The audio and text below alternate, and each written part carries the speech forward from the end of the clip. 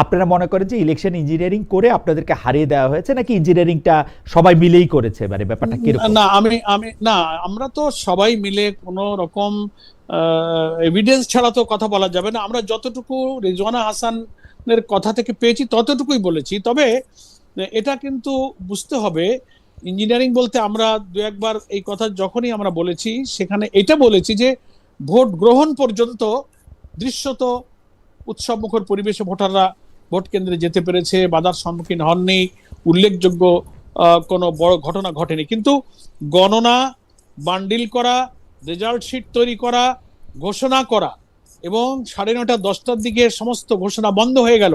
সারা দেশ থেকে ফলাফল, 11 দলীয় জোটের নানান আসন থেকে বিজয়ের একেবারে খবর আসতে লাগলো এবং আমাদের কাছে নানানভাবে খবর আসছিল। হঠাৎ করে এই যে সম্প্রচারটা বন্ধ হয়ে গেল, এখানে একটা রহস্যের জন্ম দিয়েছে।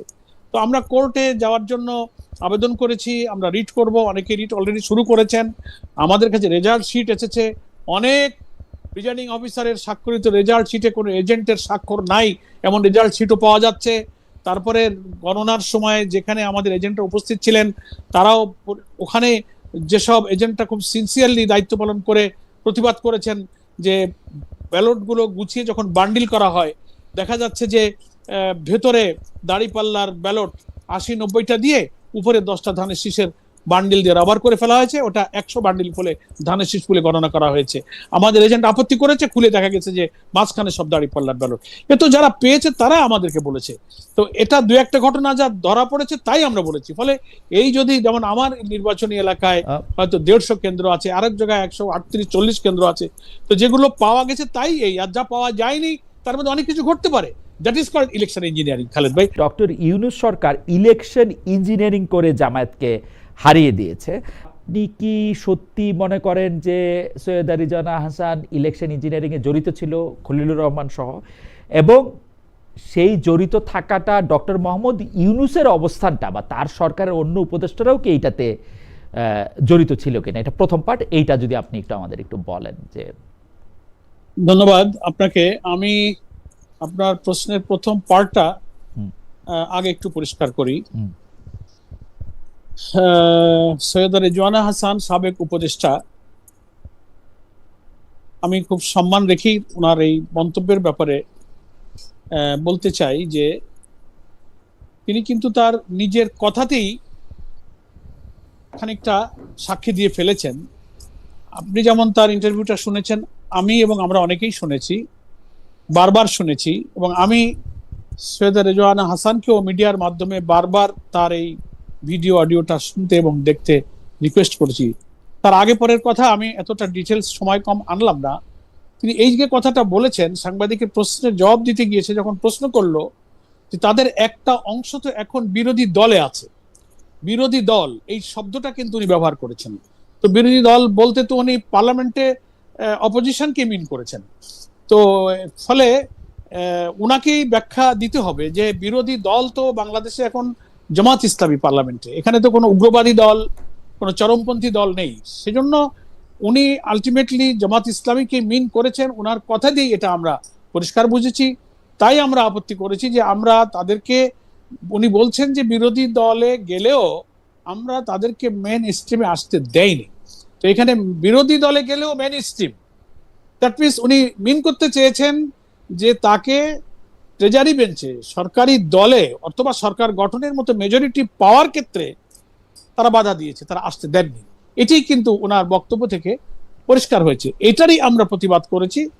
আমরা বলেছি যে তাহলে উনি তো ইলেকশন ইঞ্জিনিয়ারিং, এটা ওনার কথা থেকেই বোঝা যাচ্ছে that is one kind of election engineering, এবং ওনাকেই প্রমাণ করতে হবে যে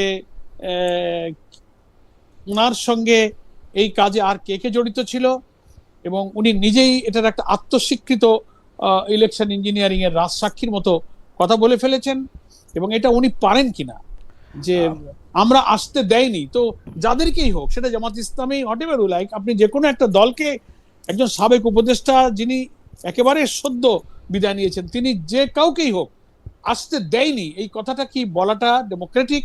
এই কথাটা বলাটা কি কনস্টিটিউশন অনুযায়ী বা কোনো বিবেক বিবেচনায় পলিটিক্যালি এটা গ্রহণযোগ্য কিনা? সেই জন্য আমরা বলছি যে এটা একটা ইলেকশন ইঞ্জিনিয়ারিং। আর অধ্যাপক পরোয়ার, আপনি যদি আমাকে একটু সময় দেন, সৈয়দা রিজওয়ানা হাসান এটার জি। ব্যাখ্যায় বলছেন যে মাজারে হামলা, আউলদের উপর নির্যাতন, নারীদের নিয়ে নানা কটূক্তি, আপনি সেটাকে কিভাবে দেখেছেন? সেই সময় উপস্থাপকদের এই প্রশ্নের জবাবে তিনি বলেছিলেন যে এইটার ক্ষেত্রে নারী সমাজ যেমন প্রতিবাদ করেছে, লিগ্যাল নোটিশ দিয়েছে, সরকারও কথা বলেছে। আমার মনে আছে এটা নিয়ে কিন্তু জামাত ইসলামেও কথা বলেছে। আসলে জামাত ইসলামী এই ব্যাপারগুলিকে সমর্থন জি। করে নাই, মানে আমার একদম করে নাই, স্পষ্ট right. মনে আছে জামাত ইসলামী। না, না, ফলে ওকে। এর ফলে তারা ক্ষমা চেয়েছে, সৈয়দা রিজওয়ানা হাসান বলছেন এর ফলে তারা ক্ষমা চেয়েছেন। সেই সব কটূক্তি করা শক্তি যেন মেইন স্ট্রিম, মানে সমাজে প্রাধান্য সৃষ্টিকারী না হয়, সেটার বিষয়ে আমাদের কাজ করতে হবে। মানে এইটা উনি বলছেন, সেই সব কটূক্তি করা শক্তিকে মেইন স্ট্রিম দেওয়া হয় নাই। এর মাঝখানে একটা প্রশ্ন ছিল, উপস্থাপক যে প্রশ্নটা করছেন যে এই নির্বাচনের কথা বলছে, যে বিরোধী দলের কথা বলছে, তখন উনি বলছে যে আমি কোনো দলের নাম উচ্চারণ করিনি, আর বিরোধী দল তো অবশ্যই মেইন স্ট্রিম। সুতরাং যেটা বলার চেষ্টা করা হচ্ছে তা অবান্তর, ভুল ব্যাখ্যা দিয়ে।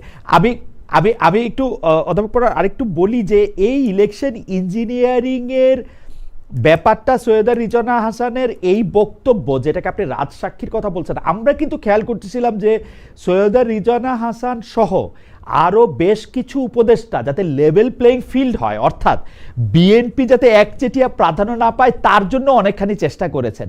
সেটা কি তার উপরে উল্টাটা চাপানো হইতেছে কিনা, সেটা হচ্ছে আমার প্রশ্ন। না, আপনি ওই প্রথম প্রশ্নটা একটু পরিষ্কার করে সামনে গেলে মনে হয় ভালো হয়। জি যে জি জি, এই যে সাংবাদিক যে প্রশ্নটা করলো, যে তাদের একটা দলই তো, বা তাদের একটা অংশই তো বিরোধী দলে গেছে, এই যে বিরোধী দল বলতে উনি জামাতকে মিন করেছেন, এটা বুঝতে আর কষ্ট হয়নি। এবং আমরা তাদেরকে আসতে দেয়নি, তো আসতে দেয়নি মানে কোথায় আসতে দেননি? মেইন স্ট্রিম বলতে মূল সরকারি দলে বা সরকার গঠনের মতো মেজরিটিতে আসতে দেননি, এটা খুব সহজে মিন করা যায়। এখন উনি বলছেন যে আমি জঙ্গিদেরকে বুঝিয়েছি বা এক্সট্রিমিস্টদেরকে বুঝিয়েছি, তাহলে কি উনি জামাত ইসলামীকে জঙ্গি বলতে চান? বাংলাদেশের পার্লামেন্টে কি কোনো জঙ্গি দল আছে? নিবন্ধিত সব রাজনৈতিক দলগুলি তো ইলেকশন অংশ নিয়েছে। বাংলাদেশের পার্লামেন্টে তো কোনো চরমপন্থী, কোনো জঙ্গি কোনো দল নেই। তো উনি এই কথাটা যে বলে আমরা মনে করি ভুল করেছেন। এটাতে লম্বা না করে, হতে পারে মানুষ কথা বলার সময় অনিচ্ছাকৃত ভুল হতে পারে, উনি যদি সিনসিয়ার থেকে থাকেন, জামাত ইসলামের অনেক নেতৃবৃন্দের সঙ্গে, কার্যক্রমের সঙ্গে উনি পরিচিত, উনি ঘনিষ্ঠ, আমার সঙ্গেও যে ওনার অনেক বিভিন্ন সময় কথা হয়েছে, ফলে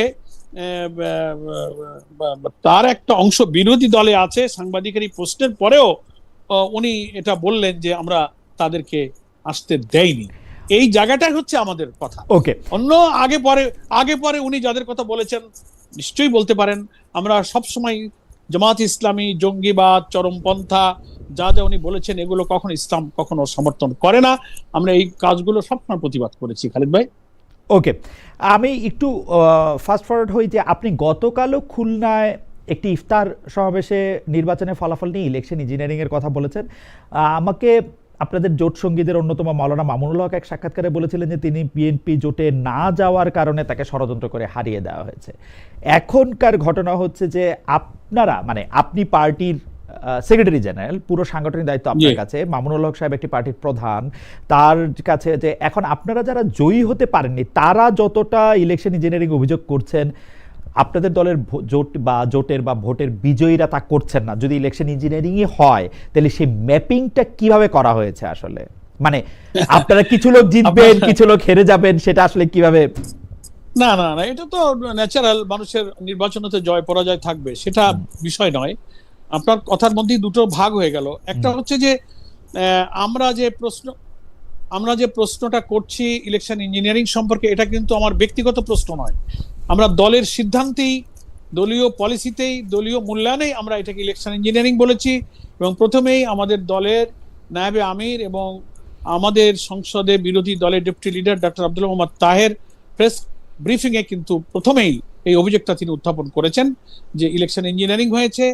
ডক্টর সৈয়দ রিজওয়ানা হাসান তার রাজসাক্ষী, তারপর ডক্টর খলিলুর রহমানকে লন্ডন কনস্পিরেসির হোতা, এই কথাগুলো কিন্তু আমাদের দলের পক্ষ থেকে আমাদের নায়েবে আমির বলেছেন। এজন্য কে জিতেছে আর কে হেরেছে এই কথার সাথে জয় আর পরাজয়ের কোনো সম্পর্ক নাই, রিয়েলিটির সাথে এই কথার সম্পর্ক খালিদ ভাই। না সেটাই বুঝতে চাইছি যে মানে ধরেন আপনি হেরে যাবেন, আর আমি তো কথা বলছি দলের সেক্রেটারি জেনারেল, একটা বড় এক্সিকিউটিভ দায়িত্ব আমার উপরে, দল আমাকে দায়িত্ব দিয়েছে, আমি সেই দলের পক্ষ থেকে কথা বলি, দলের পলিসিতে আমরা কথা বলি, এটা কোনো ইন্ডিভিজুয়াল কারো পার্সোনাল বক্তব্য নয়। ঘটনা হচ্ছে যে আমরা কিন্তু দেখেছি যে বিরোধী দলের নেতা হিসাবে জনাব শফিকুর রহমান, জামায়াতে ইসলামের আমির, উনি জনাব তারেক রহমানকে শুভেচ্ছা জানিয়েছেন, তাদের বাড়িতে যাওয়া হয়েছে, মানে পরস্পর কথাবার্তা হয়েছে, আপনাদের ইফতারেও আমরা বর্তমান প্রধানমন্ত্রীকে দেখলাম। তার মানে আপনারা এই ইঞ্জিনিয়ারিং এর প্রসঙ্গটা এবং সংসদে আপনাদের উপস্থিতিটা দুটোই আপনারা পাশাপাশি রাখবেন। হ্যাঁ, না আমরা বলেছি, আমাদের আমিরে জামাত ডক্টর শফিকুর রহমান, যিনি লিডার অফ দি অপোজিশন, তিনিও কিন্তু বলেছেন যে আমরা ভালো কাজে, গঠনমূলক কাজে, দেশ পরিচালনায়, জনগণের আকাঙ্ক্ষা পূরণে আমরা দায়িত্বশীল বিরোধী দলের ভূমিকা পালন করব। আমরা ভালো কাজের সহযোগিতা করব, মন্দ কাজের আমরা প্রতিবাদ করব, বাধা দিব, আপত্তি করব। আমরা কিন্তু তাই করছি। আমরা কোনো অনিয়মতান্ত্রিক, বিশৃঙ্খল, দেশকে আনরেস্ট করা কোনো হটকারী কোনো পন্থায় তো আমরা যাইনি। জাস্ট আমরা প্রতিবাদ করেছি, জিনিসটার একটা জুডিশিয়াল ইনকোয়ারি আমরা দাবি করেছি। এখন that is up to government, that is up to judiciary, তারা কি করবেন দে উইল ডিসাইড। আমরা তো নিয়মতান্ত্রিক ভাবে এই কথাগুলো তো বলতেই পারি, যা আমরা চোখে দেখছি তা তো আমরা বলতেই পারি। তার মানে আপনারা সংসদে দায়িত্বশীল আচরণ করবেন, দায়িত্বশীল বিরোধী দলের ভূমিকা পালন করবেন, আবার সেই যেটা দিয়ে আপনারা বিরোধী দলের নেতা হলেন বা বিরোধী দলে গেলেন সেই ইলেকশন নিয়েও আবার আপনারা প্রশ্ন তুলবেন। মানে দুইটা একটু মানে মানে আপনারা কি এখনো না এটা এই ব্যাপারটা আসলে কেমন? না, আমরা কিন্তু প্রশ্ন, আমি আপনাকে একটা জায়গায় একটু অ্যাটেনশন দিতে বলবো, আমরা কিন্তু প্রশ্ন তুলিনি। প্রশ্নটা তুলে দেওয়া হয়েছে সাবেক উপদেষ্টার বক্তব্যের মধ্য দিয়ে প্রশ্নটা উত্থাপিত হয়েছে। কথাটা কিন্তু উনি সূচনা করেছেন। গোলাম পারর ভাই শুরু কিন্তু তাহের ভাই করছে। আমি রেজনা আপার কথা কারণ হচ্ছে যে আমি ইলেকশনের সময় ঢাকা ছিলাম, রেজনা আপার সেই শক্তি ছিল কিনা উনি চাইলেও ইলেকশন ইঞ্জিনিয়ারিং করতে পারতেন কিনা আমার সন্দেহ আছে। যদি চাইতেন, বলেছি যে একা করেছেন, আমরা তো তা মনে করি না। এত বড় কাজ করতে গেলে আরো সঙ্গী লেগেছে। আর তাহের ভাই যে বক্তব্যটা দিয়েছেন এটা কিন্তু ইলেকশনের পর আপার বক্তব্যের পর না, ইলেকশনের পর যেদিন না আপনি খেয়াল করে দেখবেন ডেটটা, যেদিন মিডিয়াতে রেজনা আপার কথা আসছে ওই দিনই 12টা 1টার দিকে আমরা প্রেস ব্রিফিং করেছি। আই ওয়াজ প্রেজেন্ট দেয়ার, আমি তাহের ভাইয়ের পাশে দাঁড়িয়ে ছিলাম। আমি একটু স্মরণ করাই দিই পারর ভাই, সেইটা হচ্ছে যে ইলেকশন 12 তারিখ হয়েছে, তার 2-1 দিনের মধ্যে মানে 17 তারিখ সরকার শপথ নিছে। 17 তারিখ সরকার শপথ নেওয়ার 2-1 দিন আগে বিএনপির পক্ষ থেকে প্রেস ব্রিফিং করা হয়েছে। সেই প্রেস ব্রিফিং এ আমি উপস্থিত ছিলাম। সেইখানে আমি ইলেকশন ইঞ্জিনিয়ারিং নিয়ে প্রশ্ন তুলছি, কারণ হচ্ছে সেই ইলেকশন ইঞ্জিনিয়ারিং শব্দটা আপনাদের বলা। হ্যাঁ, না আমরা বলেছি, তার যুক্তিও আমরা বলেছি। তো সেজন্য রেজনা আপার কথা বলায় আসে না। রেজনা আপার কথা তো তারও অনেক পরে, আমি মানে রেজনা আপার কথা তো গত সপ্তাহে, মানে এটা 5 দিন হয়েছে মনে হয় বড় জোর। সুতরাং আপনারা কিন্তু প্রশ্ন তুলছেন।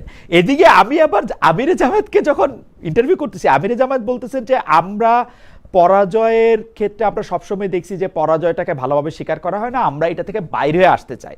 তা আমরা বুঝতে কোনটা চাই পারর ভাই, যে আসলে মানে দুইটাই আপনারা একসঙ্গে চালাবেন কিনা। মানে না আমরা কিন্তু ফলাফল কিন্তু আমরা মেনে নিয়েছি খালেদ, আমরা তো বলিনি যে ফলাফল আমরা অস্বীকার করি।